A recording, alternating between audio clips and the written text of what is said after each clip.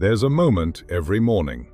You know the one. The alarm screams, your hand reaches out, and in that single second, a war begins. Not out there, in here, between two versions of you. Let me tell you about Takeda, a samurai I studied who lived in 16th century Japan. Every morning at 4 a.m., he would rise in complete darkness. No negotiation, no snooze button, though of course they didn't have those. But they had something worse, the temptation of a warm futon in a freezing wooden house. And yet, every single morning, his feet hit the floor in 5 seconds flat. How? He had a secret. Well, 4 secrets actually. 4 rules that killed his weak self before it could even wake up. And I'm about to share them with you. Rule 1. The 5-second strike. Here's what you need to understand about that moment when your alarm goes off. You think you're just lying there, considering your options, maybe debating whether 5 more minutes will really matter. But here's what's actually happening. You're in active training. You're literally rehearsing who you are. The samurai called this gap between alarm and action Shuyo, rigorous training that forges mental steel. But here's the twist they understood that we've forgotten. Every second you stay in bed, you're not resting. You're practicing being the kind of person who breaks promises to themselves. Your brain is creating a neural pathway, and that pathway leads to one destination. Someone who negotiates with their own life. I learned this watching Buddhist monks in Kyoto. They have this practice where they sit under freezing waterfalls at dawn. And you know what they don't do? They don't stand at the edge, testing the water with their toes. They don't count to 3. They don't negotiate with the cold. They just enter. Because they know something. The conversation is the problem. So here's rule 1, and I want you to write this down. Alarm rings. Feet hit floor. 5 seconds. 0 negotiation. This isn't about motivation. Motivation is what you feel when you watch an inspiring video at 11 p.m. This is about killing the conversation entirely.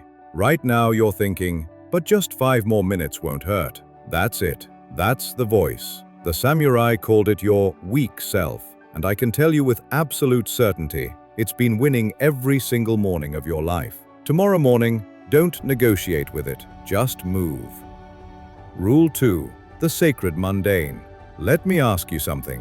When does your day actually start? If you're like most people, you think it starts when you get to work, or when you have your first meeting, or when you finally feel ready. Wrong. Your day started the second that alarm went off, and everything you do from that moment is either building discipline or destroying it. The samurai understood this deeply. They called it Budo, turning your entire life into a training hall, a dojo. Here's what they knew that we've forgotten. How you do anything is how you do everything.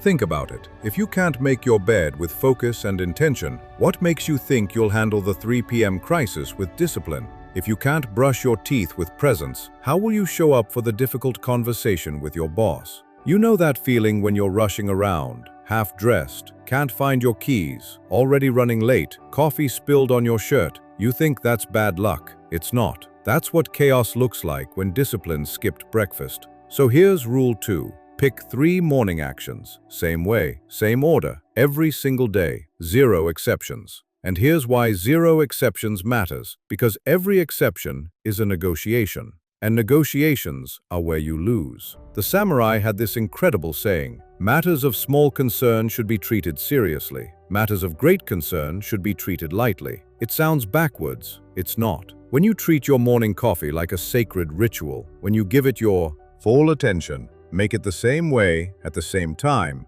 the board meeting becomes just another moment. Not a big deal, just another thing. This is why samurai could face death without flinching. They'd already practiced discipline in 10,000 tiny moments. Your morning isn't preparation for life, it is life. Rule 3. The warrior's pilgrimage.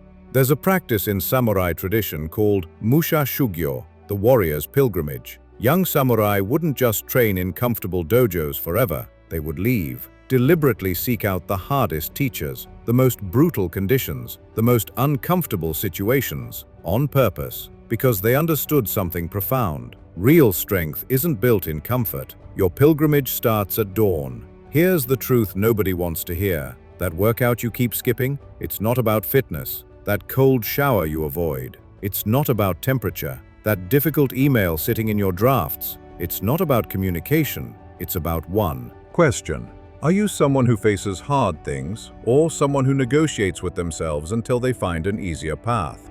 Rule 3 is simple but brutal. Every morning, one thing you resist, do it first.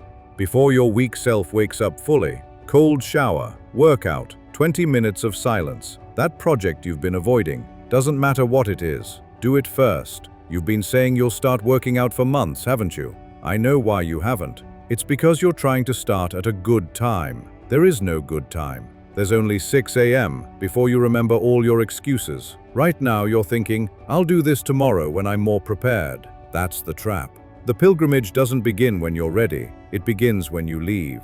Rule 4. Become the rule. Now here's where it gets interesting. These first 3 rules, they're what the Japanese call shu. You're copying, following, obeying. It feels mechanical. It's supposed to. But here's what happens. Somewhere around day 30 to 40, you stop doing your morning. You become your morning. The alarm rings and your feet hit the floor before you even think. The ritual happens through you, not by you. You don't choose discipline anymore. You are discipline. The Japanese call this ri, transcendence. Let me tell you about Miyamoto Musashi, greatest swordsman who ever lived. 60 duels, 60 wins, undefeated. You know why? Not because he practiced sword techniques, because he became the sword. His hand and blade were one thing. There was no separation. You're not trying to build discipline. You're becoming someone for whom discipline is as natural as breathing. Rule 5. Trust the process. 100 days, minimum. The goal isn't perfection, it's transformation.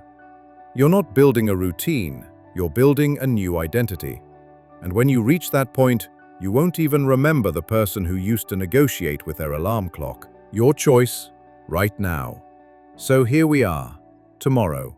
Morning, that alarm is going off, and you have exactly 2 paths in front of you. Path 1, you hit snooze. You negotiate. You promise yourself that tomorrow, yes, tomorrow, you'll really do it. That's fine. Most people take this path their whole lives. They die having never met who they could have become.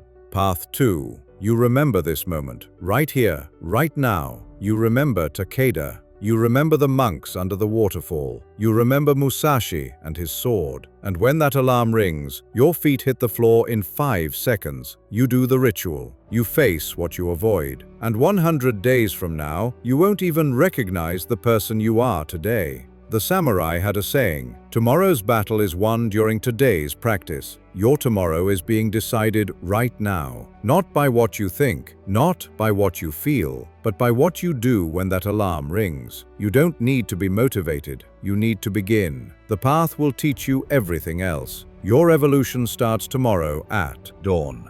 Don't negotiate with it.